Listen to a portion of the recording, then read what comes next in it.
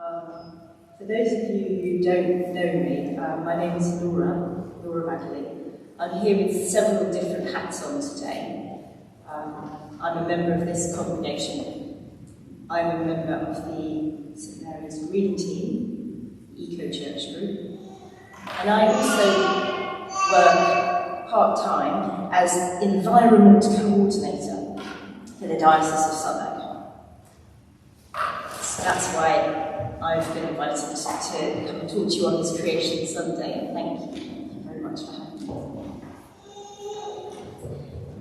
The Bible's absolutely full of descriptions of God's abundance, the great gift He has given us in the natural world. We just heard, "It shall flourish the garden, it shall blossom like the vine." There are so many images. And we're reminded in the letter to Timothy how God richly provides us with everything for our enjoyment. And we are so lucky. This earth is the most incredible gift.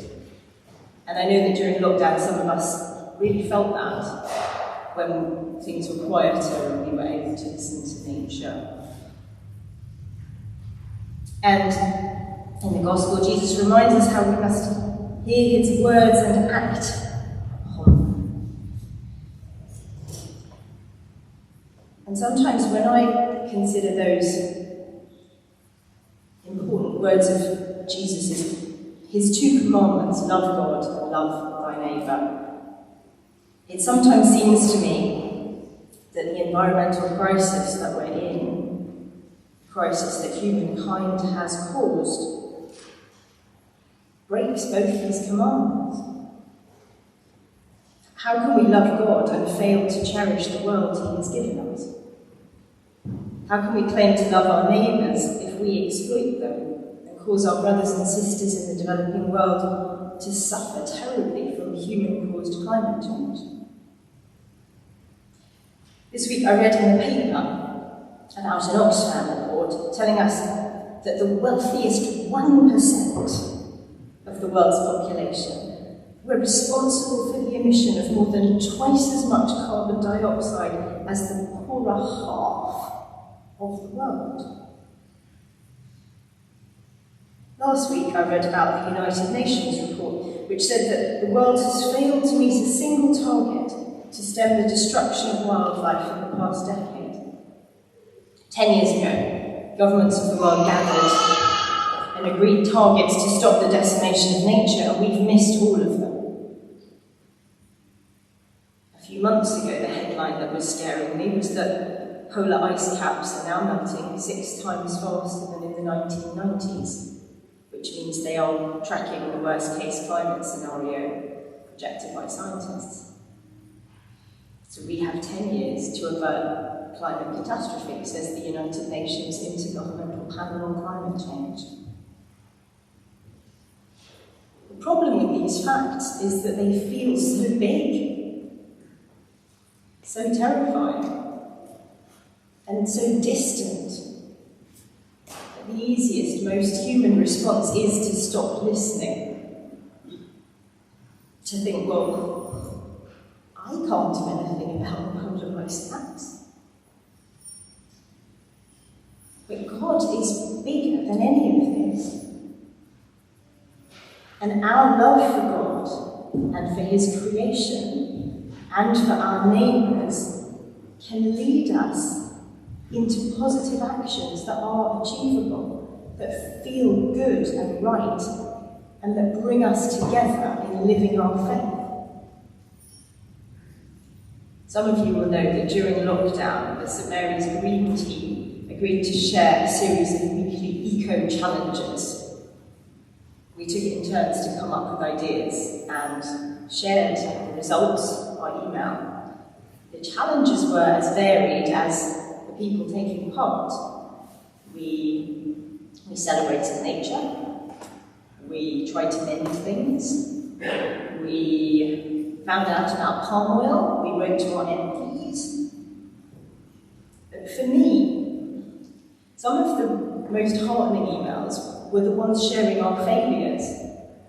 It was really funny reading a about someone getting their kitchen floor soaking wet because they were trying to save the washing up water for their plants using a leaking watering can. And I found it really inspiring to hear things that other people were doing that I hadn't even heard of. Even the ones that I knew I couldn't manage to incorporate into my own life. Because it wasn't a competition. We weren't trying to see who could do the most or who could do best. It was quite the opposite. The wonderful thing about it was the feeling of connection. Of us all trying together. And that's where I feel the church has everything to offer the climate and ecological emergency crisis that we're facing.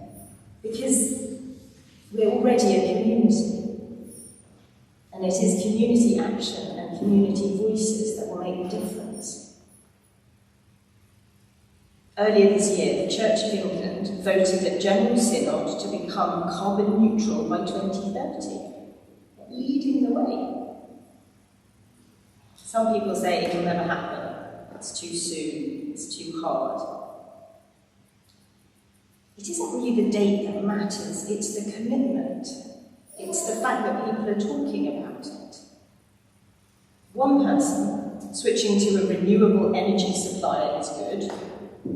10 people is obviously better. 10 people chatting about it to everybody they know is better still. So today, at this creation service, I want to ask each one of you to think about doing one thing for God's creation that you don't already do. And what that one thing is depends on you, because it should be whatever God has best fitted you to do. So if you enjoy writing, write to your MP. If you like cooking, cook a sustainable meal and share the recipe. If you like watching television, watch David Attenborough. If you're a born administrator, switch your home to a renewable energy supplier or an ethical bank. And then help somebody else to do the same. If you love gardening, grow something. Maybe grow something for somebody else. If you'd like to work with a group of people to help make this church more environmental, join the Green Team. There's so much we can do. The problem isn't a lack of options. The problem is which action to choose first, where to start. But whatever we do, the most important thing is that we talk about it. Because isolated individuals don't change the world. Groups of people trying together are what will make a difference to humankind. God so loved the world that he gave his only Son. It's not just God so loved people, it's God so loved the world. And for me, loving God means caring for his creation. What do you love about God's creation? And what will you do to cherish it?